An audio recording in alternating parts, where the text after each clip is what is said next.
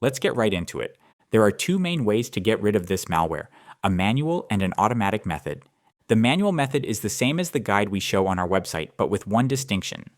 Sometimes the malware changes how it works, and it's just not possible to update this video. If the tutorial you see here doesn't get the job done, visit our website from the link in the description and look there. On the other hand, the automatic method is what I call the easy way, because I verified the malware can be removed with Spy Hunter. This will take as much time as a cup of coffee, scrape the thing right off your PC, and you get insurance that it won't come back because Spy Hunter will block it. You can sign up for a free trial, but if you buy directly, you get 15% off with code HTRG15 or by simply clicking the promo link in the description. If you want the future protection, purchasing the tool now to get the discount is definitely worth it. Here's how to set everything up. Click the link in the video's description, download and run the Spy Hunter installer, and then just follow the prompts. Once the installation finishes, click the Buy button in the top right, and you'll be given the option to choose between starting your free trial or directly purchasing the tool.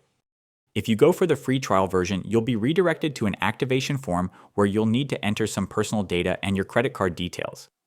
Then you'll receive an email with an activation code. To use it, you'll need to create a Spy Hunter account where you must enter the code to begin your free trial. If you directly opt to purchase the app, click Buy, choose a subscription option, and enter our promotional code. Then select your preferred payment method and enter the required details. You'll soon receive an activation code in your email that you must enter in Spy Hunter to start using the app. Whichever option you choose, once Spy Hunter is active, just open it, select the scan option, and choose a full system scan. This can take some time depending on your PC and how much data is stored in it, but it's worth the wait. Once the scan is done and any potential rogue items are detected, click Next to check the scan details and then select Next again to let Spy Hunter take care of business. After that, the tool will likely ask you to restart your PC. For extra safety, it's a good idea to run a second scan, though by that time, your PC and browser should be like new. Now for the manual method. If you are still here, it's time to roll up your sleeves because this part will require a bit more effort on your end. Note that malware changes the names of its files and processes all the time, so I can't give you any specifics here. Therefore, you'll need to trust your own judgment when deciding what to delete. Alternatively, you can always opt for the automatic method mentioned earlier. First, you need to prepare. Begin by opening your Start menu, then search for Folder Options and go to the View tab. Select Show Hidden Files and Folders, click Apply, then OK. Next, I recommend downloading a small utility called Lock Hunter. It's a totally free tool that lets you delete files locked by malware. No ads, no registration, and it takes about 2 minutes to install. In case you haven't already tried it, I recommend that you first go to Apps and Features from the Start menu and look for suspicious recently installed items. Even if you don't spot the malware, you may notice something else that's unfamiliar or installed without your permission. Whatever you find, note down its name and uninstall it if you think it doesn't belong there. Just remember that the uninstallers of rogue apps will often try to trick you. Pay close attention to the wording of the uninstaller options. If you aren't careful, you may end up keeping the rogue app or replacing it with some other unwanted software. Also, it's usually best to restart your PC after you uninstall something, but in this particular case, I recommend against it. Instead, directly proceed to the next steps. Open the Task Manager and click More Details if you are seeing the simplified version. Sort the processes by memory or CPU usage. Look out for anything using large amounts of resources without it being from a program you recognize. Note that malware rarely labels itself with its actual name. It might have an inconspicuous name like Updater or Service Host, but if you think it looks strange and uses a ton of resources, it warrants further investigation. When you find a suspicious process, right-click it and choose Open File Location. If that folder and its contents look linked to the malware, everything there must go. Just select all items and try to delete them.